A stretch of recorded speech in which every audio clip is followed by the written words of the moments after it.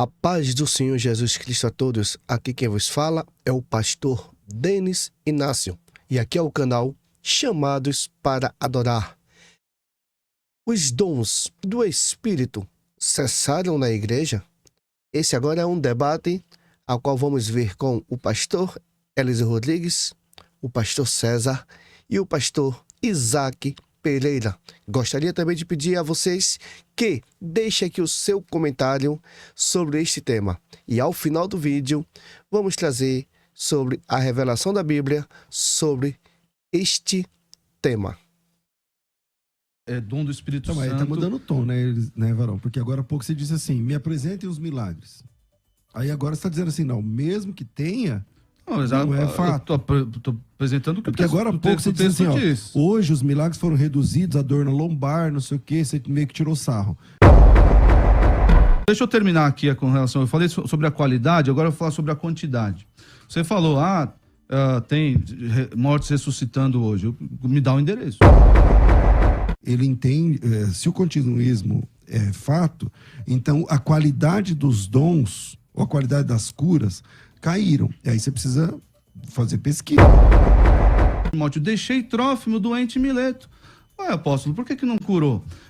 Timóteo, toma um pouco de vinho. Mas Jesus Cristo também deixou pessoas que não foram curadas por causa da incredulidade deles. Então vamos lá. É falta de poder em Jesus? Os dons do Espírito Santo cessaram?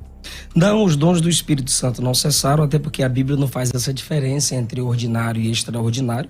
O cessacionismo faz essa diferenciação para parecer bíblica, mas o cessacionismo não é uma crença bíblica, são ideais através até da história da igreja, na diminuição de alguns dons, pela falta de incentivo e desobediência às escrituras, pois ela manda buscar os dons, desejar os dons e não deixar o dom morrer. Através das escrituras, em nenhum momento o Novo Testamento afirma que os dons cessaram ou que os dons cessariam antes da vinda do Senhor Jesus. Ok. Pastor Isaac. Pastor César, o primeiro argumento favorável ao cessacionismo, os irmãos precisam prestar bem atenção.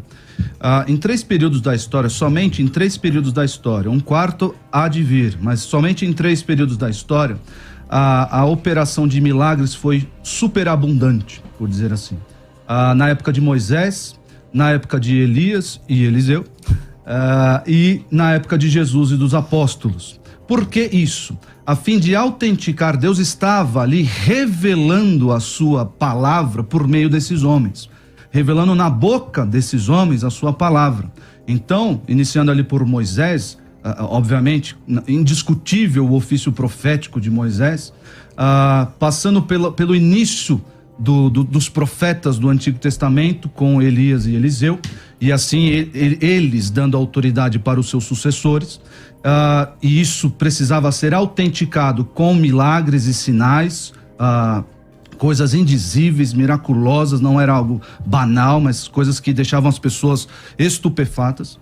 E na época de Jesus, obviamente, para mostrar que a mensagem que Jesus trazia vinha do Pai, e ele era autenticado isso com nós vemos isso em João 6, nós vemos a questão de Elias e Eliseu em 1 Reis 18, Moisés e Josué em Êxodo 4, isso tudo com o objetivo de mostrar que o que aqueles homens estavam falando vem do próprio Deus. Quando nós temos encerrada a Escritura, e aqui eu vou partir para um outro argumento, mas quando nós temos encerrada a Escritura, esse momento de revelação divina, ele encerra, ele termina. Portanto, nós temos já na palavra de Deus tudo o que precisamos, toda a verdade revelada, tudo o que precisamos para a fé, para a salvação e para a piedade. Então, o primeiro argumento aqui em favor do cessacionismo é que esses 3 momentos únicos na história, um quarto há de vir, na manifestação do anticristo, mas nesses 3 momentos da história tem esse objetivo. Nós podemos ver isso em Atos 2:22, Jesus, varão aprovado por Deus diante de vós com milagres, prodígios e sinais, Atos 14, os apóstolos, Paulo e Barnabé ficaram ali, o qual confirmava, o Senhor confirmava a palavra da sua graça, concedendo que por mão deles se fizessem sinais e prodígios, e Hebreus 2:3, já citado aqui, dando Deus testemunho juntamente com eles por sinais, prodígios e vários milagres e por distribuição do Espírito Santo segundo a sua vontade. Ok, pastor Eliseu. Os dons não foram biblicamente reduzidos à categoria de validação. Um texto que poderia ser mais forte para o argumento sensacionista está em Hebreus, capítulo 2, versículo 3. Sendo assim, como é que nós escaparemos do castigo se desprezarmos uma salvação tão grande? Primeiro, o próprio Senhor Jesus anunciou essa salvação, como bem disse o pastor Isaac. E depois, aqueles que a ouviram nos provaram que ela é verdadeira, os apóstolos. Ao mesmo tempo, enquanto eles pregavam a mensagem aprendida com Cristo Jesus, ao mesmo tempo, enquanto pregavam, por meio de sinais de poder, maravilhas e muitos tipos de milagres, Deus confirmou o testemunho deles. Ponto. E de acordo com a sua vontade, distribuiu também os dons do Espírito Santo. Já é uma categoria diferente. Os sinais, milagres operados pelos apóstolos, concordo com o pastor, biblicamente, estão validando a mensagem deles nos sinais. Muitos tipos de milagres. Mas como o tema é os dons do Espírito Santo cessaram, os dons do Espírito Santo cessaram, veja a continuação do texto. E de acordo com a sua vontade, é a mesma expressão usada em 1 Coríntios capítulo 12, ele distribuiu os dons do Espírito Santo. O fato do verbo estar conjugado no passado não quer dizer que ele fez e não faz mais. O verbo conjugado no passado que ele fez está simplesmente dizendo o que aconteceu. Está testificando algo que aconteceu. Então, o papel singular dos milagres não foi apenas credenciar um mensageiro ungido, senão Jesus faria o milagre na frente de Herodes, Lucas 23:8, quando Herodes desejou. Segundo lugar, se fosse apenas para credenciar, Jesus não diria o que disse em João 14:12, que aquele que crê nele, não apenas apóstolos, fariam obras que ele faz e até maiores, claro, no sentido de alcance, não em essência e natureza. Agora, os exemplos que o pastor citou aqui, que vem da teoria de Walfield, sobre os 3 maiores momentos de milagres na Bíblia: Moisés e Josué, Elias e Eliseu, Jesus e os apóstolos. E os textos que o pastor citou foram milagres de validação quando a palavra estava sendo anunciada a descrentes. Moisés diante de Faraó, Elias diante dos profetas de Baal, e Jesus e apóstolos diante de judeus que não acreditavam que ele era o Messias, o Salvador, o Filho de Deus ali. Dons de autenticação, validação de que a mensagem é verdadeira diante de incrédulos. Mas os dons espirituais na primeira carta aos Coríntios é para edificação da igreja. 1 Coríntios 11:18. Quando vos ajuntais na igreja. 12:28. A uns Deus pôs na igreja. 14:19. Antes quero falar na igreja 5 palavras da minha própria inteligência. 14:26. Que fareis, irmãos, quando vos ajuntais? Cada um tem salmo, doutrina, revelação, língua e interpretação? Faça-se tudo para edificação e não para autenticação, porque a igreja não é um aglomerado de pessoas ímpias que precisam ver milagres para autenticar a mensagem pregada. Ok, pastor Isaac. Essa questão, antes de eu apresentar meu segundo argumento aqui, essa questão de verificar sinais para que se creia, né?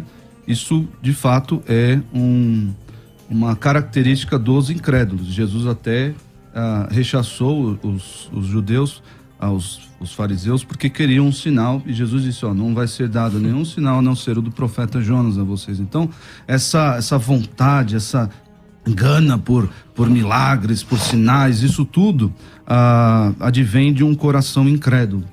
Não obstante, há vários relatos onde Jesus performa, realiza milagres, termina dizendo, e as pessoas creram na sua mensagem, creram que ele era o Filho de Deus, creram a partir de vendo o que ele diz. Ele falava com autoridade, aquilo estava sendo autenticado, não era só algo da sua boca, viram que ele realmente era o Filho de Deus. Mas o segundo argumento aqui, e aqui talvez alguns continuistas acreditem ou tenham aí os seus argumentos para concordar um pouco comigo, porque cremos todos que a Bíblia é suficiente para a vida do crente, para a salvação, e Deus não está mais revelando a sua vontade do modo como revelou nas Escrituras, e uma vez encerrado o cânon, nós devemos respeitá-lo como regra de fé e prática, e nada que venha fora disso, depois disso, além disso, deve ser considerado. Antes, pode ou deve ser, naquela época, na época dos Coríntios especialmente, deveria ser dos Coríntios e dos profetas do Antigo Testamento também. Não dá para dizer que existem diferenças aí, porque a profecia naquela época era para ser julgada conforme o próprio texto de 1 Coríntios 14 e Êxodo 13 e Êxodo 18. Eles deveriam ser julgados por alguns critérios aqui que não cabe dizer. Mas nós vemos aqui que nós fomos edificados em Efésios 2:20, edificados sobre um fundamento. Que fundamento é esse? O fundamento dos apóstolos e dos profetas. Então, edificados, nós, igreja, estamos edificados, nós não colocamos mais nada a esse fundamento, nós estamos baseados, isso encerrou para nós. Nós não precisamos mais de profetas revelando a vontade de Deus hoje, a palavra de Deus hoje. Por quê? Porque nós temos na Escritura suficiência para a nossa vida. Isso nós vemos em 2 Pedro 1:3, 2 Timóteo 3:16 e 17, dizendo que o homem de Deus, por meio da Escritura, é perfeito, ou seja perfeito e perfeitamente habilitado para toda boa obra. E 2 de Pedro 1:3 diz que nos têm sido doadas todas as coisas que conduzem à vida e à piedade pelo conhecimento completo daquele que nos chamou. E vemos que em Judas 1:3, a fé aqui sendo o composto, sendo o conteúdo da nossa fé, da nossa doutrina, foi uma vez por todas entregues aos santos. Eu queria fazer uma menção de Jonathan Edwards, falando sobre dons. O pessoal gosta bastante e diz que Jonathan Edwards levitou aquela coisa toda e era o David Copperfield da época. Você não lembra de David Copperfield, né? Não, eu sou mais jovem. E ele diz o seguinte: os dons extraordinários foram dados para a fundação e o estabelecimento da igreja no mundo. Mas depois que o cânon das Escrituras foi concluído e a igreja cristã foi plenamente fundada e estabelecida, os dons extraordinários cessaram. Palavras de Jonathan Edwards. Pastor Eliseu. O pastor Isaac, o meu som tá legal, pastor? Tá legal. O pastor Isaac citou Efésios 2:20, que também é um texto que é base para muitos sensacionistas afirmarem sobre o ministério profético, confundindo com o dom da profecia. Porque Efésios 2:20 diz: vocês são edifício e estão construídos sobre o alicerce doutrinário, como o pastor bem disse, que os apóstolos e profetas colocaram. A pedra fundamental desse edifício é o próprio Cristo Jesus. Não há nenhum pentecostal, não há nenhum continuista que estude a Escritura Sagrada que duvide disso. Isso é doutrina. Porém, mais uma vez, os dons, conforme o tema, baseado, pelo menos na minha concepção, a partir de um modo mais detalhado, teologicamente falando, da primeira carta aos Coríntios, capítulo 12, é diferente. O dom da profecia, 1 Coríntios 12, 13, 14, de Efésios 2:20. Efésios 2:20, pastor César, pastor Isaac, diz que apóstolos e profetas aqui de Efésios 2:20, eu quero mostrar a diferença entre os profetas ou a profecia de Efésios para Corinto. Eu vou até simplificar assim. É que os apóstolos e profetas de Efésios 2:20 foram responsáveis pela base doutrinária da igreja. Uma vez que a pedra fundamental, doutrinas, foi lançada, estes apóstolos, estes profetas como fundadores doutrinários já não são mais necessários. Porém, Romanos 12, 1 Coríntios 12 ao 14, descreve uma função importante, porém não fundamental, não basilar para a doutrina da igreja. E eu provo. A. Apóstolos e profetas de Éfeso, ou da carta aos Efésios, que não eram da igreja em Éfeso, é da carta aos Efésios, eles têm a autoridade inquestionável, tanto que seus escritos entraram no cânon. As profecias dos discípulos, em Atos 19, discípulos de João, as filhas de Filipe que profetizavam, se profetizavam, tem profecias. Cadê as profecias dos profetas? Cadê as profecias de Atos 19? Cadê as profecias de Atos 21 das filhas de Filipe? Cadê as profecias da primeira carta aos Coríntios 12, 13 e 14? Não tem. Por quê? Porque não são fundamentais para a doutrina da igreja ser fundamental. Não é fundamental. Lição B. Os profetas em Efésios 2 são singulares no sentido de estarem ligados aos apóstolos, exercendo um papel que não é encontrado em outro lugar nas cartas paulinas, de evangelização aos gentios. Através da mensagem dos profetas, Cristo e os apóstolos evangelizaram gentios e judeus. Os profetas e o dom de profecia, Atos e Coríntios, não fazem parte dessa categoria de mensagem basilar para o alcance dos gentios, conforme Paulo ensina em Efésios 2, que esse é o contexto. Ele diz, gentios e judeus estão fundamentados em uma doutrina criada desde o Antigo Testamento, pregada pelos apóstolos. Profetas e apóstolos de Efésios 2 compõem uma base única de proclamação evangelística. Os dons de profecia, 1 Coríntios 12, não se baseiam ao propósito evangelístico de alcançar o ímpio, mas a edificação da igreja. Ok. Pastor Isaac. Antes de apresentar aqui o terceiro e quarto argumento, eu queria só endereçar essa questão dos profetas, porque assim, nós não encontramos distinção nas escrituras do ofício de profeta em nenhum momento. Eu sei que existem alguns irmãos continuistas que creem que o profeta é aquele que fala da parte de Deus, ou aquele que fala a palavra de Deus. A questão é que o profeta, o que o profeta fala na escritura, o que o profeta fala é palavra de Deus, inerrante e infalível.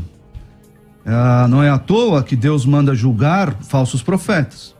Então, nós não podemos olhar, fazer essas distinções aqui. Eu fui acusado de fazer, o cessacionista é acusado de fazer distinção entre dons.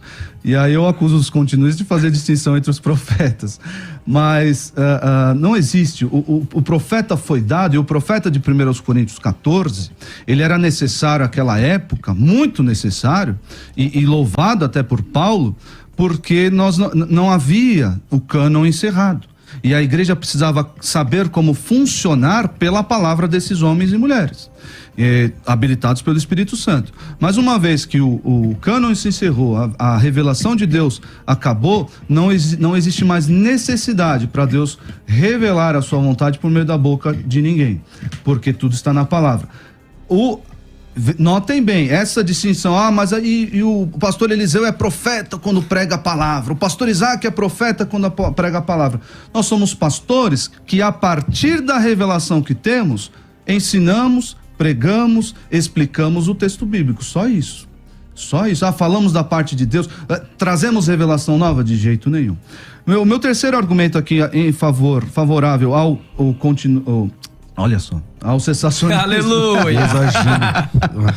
Ao cessacionismo é com relação à qualidade e à quantidade desses sinais.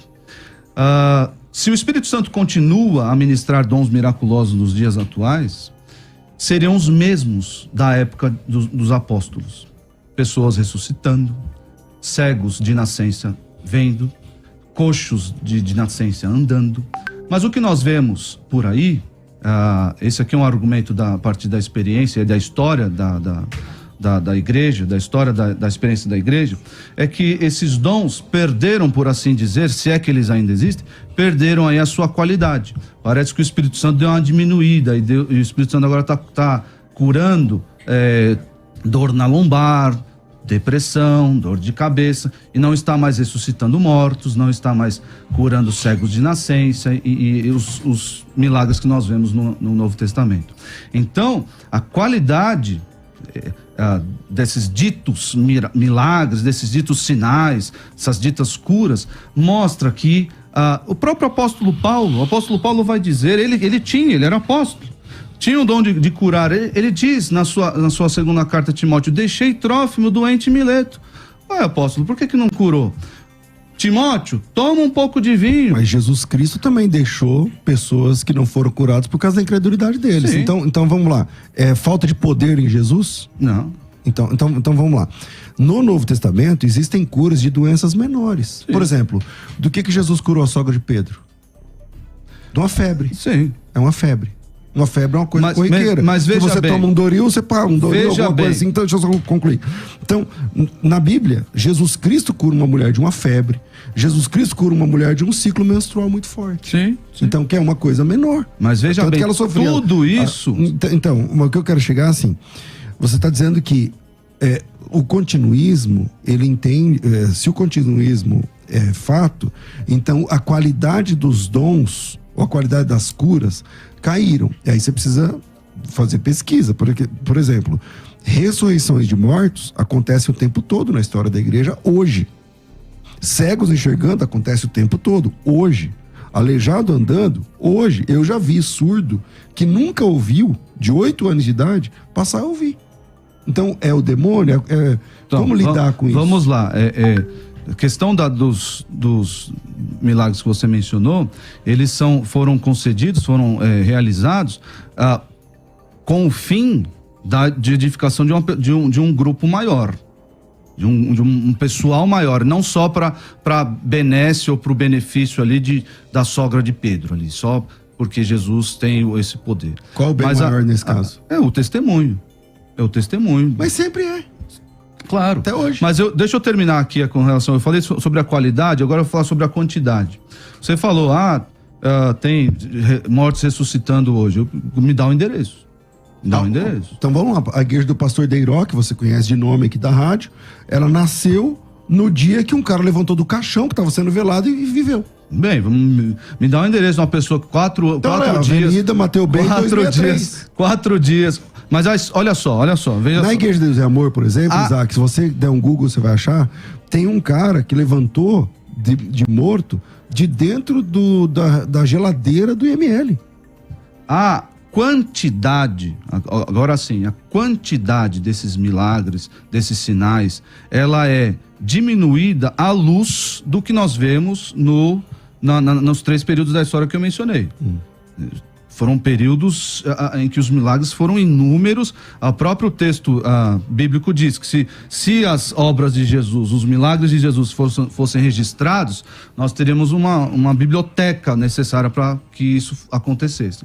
Então, esse terceiro argumento em favor do cessacionismo diz respeito à qualidade... Períodos da história, você fala. A qualidade e a quantidade, que nós vemos isso acontecendo menos no meio do povo de Deus. Acontece aqui, acontece acolá, acontece X. E na época que esses sinais foram realizados, isso era para testemunho de toda a igreja, de todo o povo, e o texto histórico está aí. O quarto argumento, depois eu apresento o quarto argumento, que é vou mencionar aqui alguns autores. Pastor Eliseu. Eu queria começar por onde o pastor Isaac começou, que não há essa diferenciação. Peraí, pastor Isaac, não há nenhum texto na Bíblia que separe os dons extraordinários de ordinários. Os mesmos textos que falam língua, apóstolo, fala sobre o mestre, o profeta e o operador de milagre. Capítulo 12, versículo 29. O texto, em um versículo só, coloca o que os sensacionistas dizem de dons ordinários, que é mestre, pastor, mas no próprio texto tem operadores de milagres, então não tem como separar. Porém, a separação que eu fiz é 1 Coríntios 12, fala sobre a profecia. Efésios 2, fala sobre os profetas, que são fundamentais, na linguagem de Paulo, versículo 20. Fundamento dos apóstolos e profetas. É diferente de 1 Coríntios capítulo 12 e 14, e eu vou dar só um exemplo. Aí eu pergunto ao pastor Isaac e aos sensacionistas, meus irmãos que estão assistindo. Nós poderíamos falar que a palavra de Deus como fundamento doutrinário veio de quem tem o dom de profecia? Não, jamais. Isso não é sensacionismo, isso é Bíblia. O próprio Paulo, quando trata das profecias na igreja em Corinto, ele diz assim: veio a palavra do Senhor de vocês, dos profetas do Antigo Testamento, vieram, principalmente os que deixaram os escritos. Mas ele diz, se tratando de profecia agora, quem quiser rejeitar isso, que rejeite. Se alguém cuida ser profeta ou espiritual, reconheça que as coisas que eu vos escrevo são mandamentos do Senhor. Versículo 37. O que ele está dizendo é, se você tem um dom de profecia, suas palavras não são doutrinárias. Suas palavras não são mandamentos do Senhor. Os profetas que escreveram, sim. Os profetas de Efésios 2, o conteúdo deles são mandamentos. De quem tem um dom de profecia, o próprio Paulo diz, o que eu escrevo é mandamento. O que vocês falam, não. 36. Porventura saiu dentre vós a palavra de Deus? Ou ela veio somente para vós? Para os profetas, sim. Para quem tem um dom de profecia, não. Mas ele conclui, se alguém quiser ignorar isso, que ignore. Você não é profeta coisa nenhuma. 39. Portanto, procurai com zelo profetizar e não proibais falar línguas. Procurar com zelo profetizar é você reconhecer que você tem simplesmente um dom de profecia. E, gente, não é nada disso. Que coloca Deus numa caixinha. Gente, para.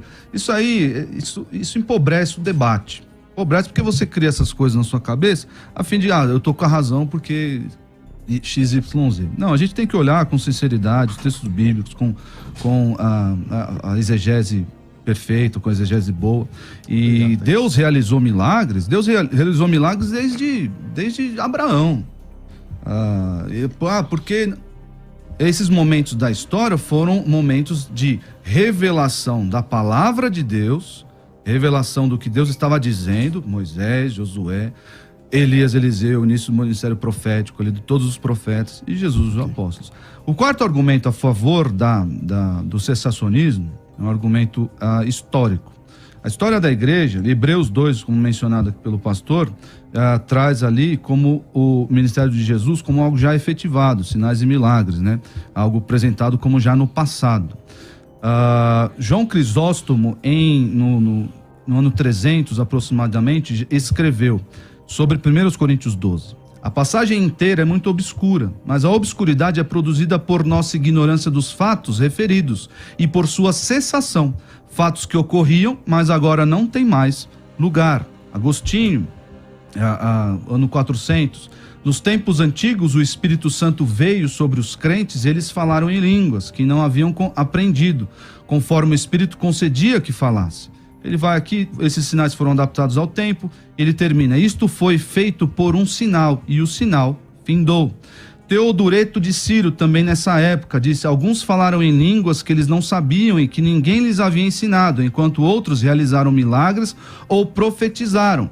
Mesmo no nosso tempo, a graça é dada, eles estavam mais interessados em se mostrar, os coríntios, falando dos coríntios e o 1 Coríntios 14, estavam mais interessados em se mostrar do que usar os dons para a edificação da igreja, por isso que tem lá 1 Coríntios 14.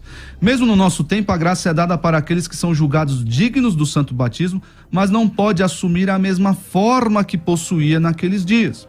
Aí, dando um salto aí na história, Martinho Lutero vai dizer, uma vez que a igreja tinha sido estabelecida e devidamente anunciada por estes milagres, ele está comentando 1 Coríntios 14, 22, a aparência visível do Espírito Santo cessou.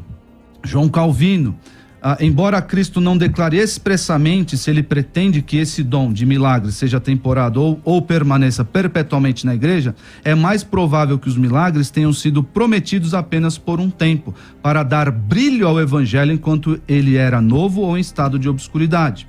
Ele também diz, João Calvino, o dom de cura, como o resto dos milagres, os quais o Senhor quis que fossem trazidos à luz por um tempo, desapareceu, a fim de tornar a pregação do evangelho maravilhosa para sempre. Aqui, especialmente sobre o dom de curas, outro espantalho que criam é que o o cessacionista não acredita nas curas de Deus.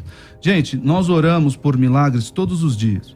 E o maior milagre que nós presenciamos, e todos aqui presenciam, continuistas ou cessacionistas, é Deus retirar a alma do inferno, tirar um perdido, um pecador que estava perdido, e levá-lo à sua comunhão, levá-lo ao céu. Esse é o maior milagre, é dar vida àquele que estava morto. Nós presenciamos isso todos os dias pela graça de Deus. E pedimos humildemente, assim como Elias orou, assim como o Senhor Jesus ensinou para orarmos com insistência, pedimos para o Senhor por curas. E Ele atende, às vezes, e às vezes não atende. A diferença é que homens possuídos do dom de curar, eles, revestidos desse poder vindo do Espírito Santo, as pessoas tocavam em sua sombra, eram curadas, tocavam em suas vestes, eram curadas. Hoje existe um arremedo péssimo, um péssimo arremedo desse dom.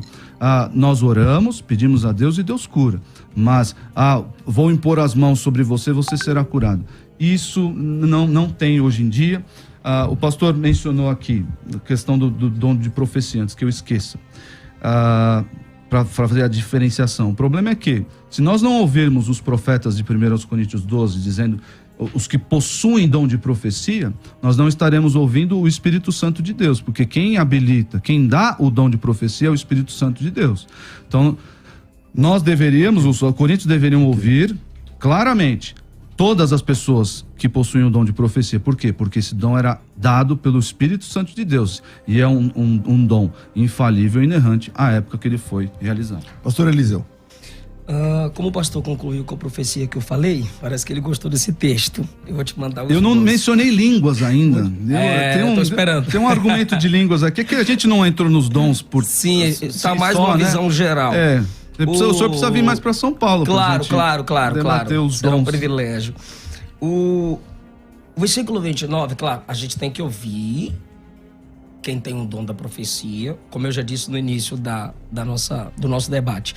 É num contexto de igreja. Claro que tem o espantalho por aí.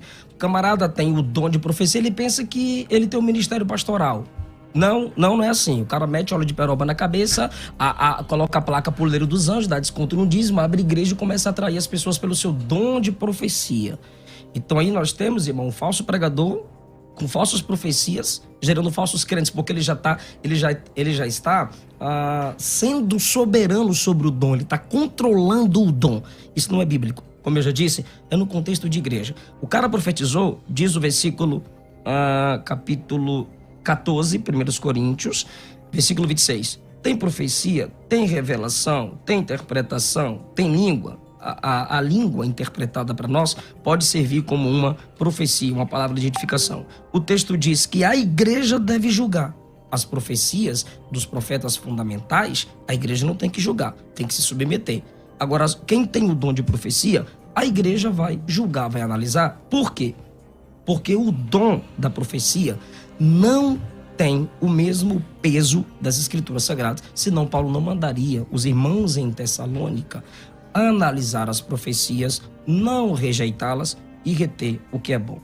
O pastor também foi lá na história para falar sobre os dons miraculosos. Se uma das razões principais dos crentes não acreditarem nos dons miraculosos é porque não veem, eu não estou vendo o milagre acontecer, igual o senhor perguntou, cadê o endereço e tal? Falta de milagre no coração de muitos gera incredulidade. Mas espera aí, a minha fé estaria baseada em não experiência. Enquanto os pentecostais, continuistas, carismáticos são acusados de manterem a sua fé em Deus ou nos dons miraculosos por causa de experiências, o cessacionismo também se baseia ou em experiência negativa. O cara profetizou e não aconteceu, mandou levantar e não levantou. É experiência negativa também.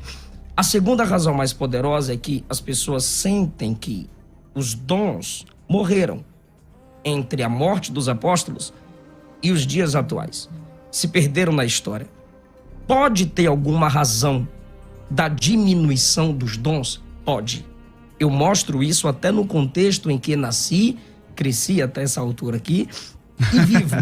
A gente assume que, por algum momento, pastor César, claro que eles se perderam ou diminuíram, não deixando de existir. E não foi a primeira vez. A Bíblia fala sobre isso. A gente percebe, segundo Reis 22:8, que o povo de Deus havia perdido as Escrituras. Imagina, o povo sem o Pentateuco, sem as Escrituras, sem a palavra de Deus, foi uma perca. Cadê a graça da revelação? Por todos os propósitos mais práticos na história ainda, as pessoas, só na época da Reforma, tiveram acesso às Escrituras. Por muito tempo, as pessoas tiveram a ausência do melhor, de um grande ou importante e essencial dom, que é a pregação bíblica das Escrituras. A gente percebe na história também que uma doutrina importante para a fé da igreja, da justificação, foi perdida pouco depois da morte dos apóstolos. A epístola de Barnabé, o pastor de Hermas, mostra que por muito tempo a doutrina da justificação não era pregada, só foi resgatada na reforma protestante. Então, se a igreja não ora, não busca, não deseja, se sobre isso não se prega, como a Bíblia ensina, capítulo 12 aos Coríntios, versículo 31, procurai com zelo os melhores dons. Versículo 31, procurai com zelo os melhores dons e eu vos mostrarei um caminho ainda mais excelente. Não quer dizer que o amor tem que anular o dom. O caminho é o amor para se conquistar os dons, porque Deus não vai dar dons para quem não ama. No capítulo 14, versículo 1, segui o amor e procurai com zelo os dons espirituais. Por muito tempo, como já foi dito pelo pastor Isaac, estas pregações desses homens que ele citou, tirando do povo o desejo de buscar os dons, é natural que a igreja não busque. Houve um período na história que só o Papa falava, só o clérigo tinha autoridade e o serviço na igreja, conforme ensinado em 1 Coríntios capítulo 12, versículo 14, ficou descartado. Por quê? Só o Papa é o cara. Aí entra Calvino. Calvino entra com esse sensacionismo apologético para que as pessoas reconheçam que o Papa não é o representante direto de Cristo. Se Roma, se a Igreja Católica é falsa, se a pregação que ela prega é falsa, o resultado é que os milagres também são falsos. Porque já que o sensacionismo prega que os milagres são para validação, assim os papas faziam. O meu ministério é validado pelos dons que eu invento. Então, Calvino bate. Seus milagres são falsos, os milagres não existem, os papas têm que voltar ao seu lugar de origem, que é sentar, calar a boca e deixar Deus usar quem ele quiser. Quer falar, pastor? Não. Na história também, para eu concluir agora rapidinho, como o pastor citou, textos favoráveis ao sensacionismo na história, perceba que o sensacionismo não se baseia no cristianismo ortodoxo, numa teologia bíblica. Não tem como nem abrir as escrituras, pastor César, para defender o sensacionismo. Eu anotei aqui. Agora, o continuismo, sim. Você abre a Bíblia e você consegue defender. A história não é uma ciência perfeita de estudo, porque o senhor mostra para mim sensacionistas na história dizendo contra os dons, e eu vou para a história então. Justino Marte, ele disse que ele mencionou em seus escritos dons espirituais com dom de línguas pelo Espírito. Orígenes, teólogo de renome, afirmou que os dons espirituais, inclusive o de línguas, era um fato notório nos seus dias. Crisóstomo, patriarca de Constantinopla, ele falou o seguinte, que membros da sua igreja falaram pelo Espírito em persa, latim e hindu. E outra coisa, eu estudei que a igreja de Crisóstomo exigiu dele a evidência das línguas quando ele pregou sobre o batismo. Agostinho, como o senhor citou, ele começou sensacionista, mas depois, principalmente no livro Cidade de Deus, ele volta atrás. Ele dá testemunho de que as línguas estranhas estavam em evidência no seu tempo. Agostinho, ele ia e voltava. Dr. Jack Deere, eu preciso citar isso aqui, eminente professor e historiador batista do Seminário Teológico de Dallas. Ele afirma que Lutero falava línguas, profetizava. E essa informação se encontra também nas obras História da Igreja Alemã e Pentecostes para Todos, de Emílio Conde. Ok, volto contigo. O fato de acontecer um milagre não é prova de que o profeta é de Deus e de que aquilo foi feito capacitado pelo Espírito Santo. Não é à toa que lá em Êxodo 13, né? Existem esses 3 critérios para se avaliar se um profeta vem de Deus e se aquele que realiza milagres, né? O profeta, né? Vem de Deus. E um dos, talvez o principal, é se a mensagem que ele traz não é uma mensagem contrária ao que Romanos 12 diz, de ser fugiu a palavra agora, da fé. Se alguém profetiza conforme a proporção da fé. A proporção da fé, isso. Então, esse era o critério. Então, o fato de não acontecer, de acontecer o milagre, então os milagres dos católicos não são válidos. Pode acontecer o milagre, não quer dizer que, pronto, é dom do Espírito Santo. Mas aí tá mudando o tom, né, Varão? Porque agora há pouco você disse assim, me apresentem os milagres. Aí agora você tá dizendo assim, não, mesmo que tenha, não é fato. Tô apresentando o que porque agora há pouco você disse assim, diz. Hoje os milagres foram reduzidos, a dor na lombar, não sei o quê, você meio que tirou sarro. Aí você diz assim, me apresenta os grandes milagres. Aí eu falei, não, tem um monte.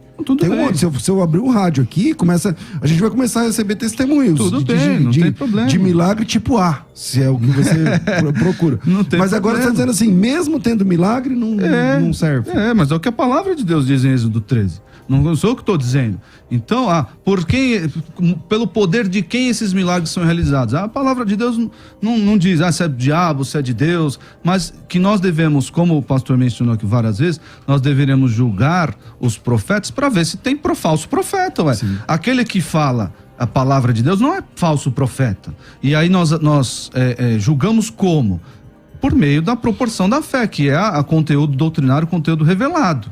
Então, é sim que os coríntios deveriam fazer e os cristãos do primeiro século deveriam fazer. Hoje nós temos a palavra de Deus, você trouxe uma revelação nova aí da sua cabeça, não precisamos disso, não preciso disso para viver.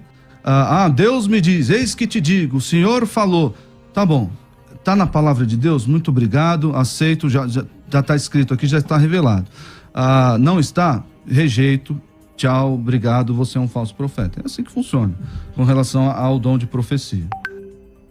Bom, como vocês lidam, porque o programa já está encaminhando aí pro fim, mas como é que fica Coríntios 13 nessa escala aí, Isaac? Porque lá em Coríntios 13, ele fala sobre profecias e línguas, e ciência e tal.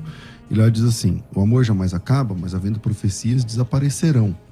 Havendo línguas cessarão. Então tá no sentido do que você está falando aí. Vai acabar. Havendo ciência passará. Porque em parte conhecemos, em parte profetizamos. Mas o 10 diz quando é que vai acabar. Quando vier o que é perfeito, então é que isso vai acabar. Como lidar com um texto tão claro como esse que diz que tudo isso vai acabar só quando a volta de Jesus acontecer? O cessacionista sério não utiliza esse texto para sustentar o seu argumento. Eu já disse isso aí. O sério não usa esse texto para sustentar seu argumento. Porque, além de Paulo estar utilizando aqui uma linguagem poética e está fazendo um ponto com relação ao amor, bem disse o pastor César que quando vem o que é perfeito, né? Alguns já sustentaram que esse perfeito seria o encerramento do cano, mas não tem contexto para isso. De forma nenhuma tem contexto para isso. Então, eu entendo também que como que você entende esse virá o que é perfeito, que é Cristo, encerrará. Mas aí nós podemos enxergar, olha só que interessante. Deixa eu abrir aqui no texto para não falar, não parafrasear errado, né? 13:8 por aí. 13 está aqui. O amor jamais acaba, mas havendo profecias desaparecerão, havendo língua cessarão, havendo ciência passará. Porque em parte conhecemos ciência. E em parte profetizamos. Cadê as línguas? Já fica aqui ele não faz menção a algo que ele acabou de dizer. Mas enfim. Profecia e língua sempre é junto, né? Tudo bem, mas ele separou aqui. Aqui. Quando, porém, o que vier o que é perfeito, então o que é em parte será aniquilado. Profecia, o que é em parte? Acabou de dizer o que é em parte no versículo 9.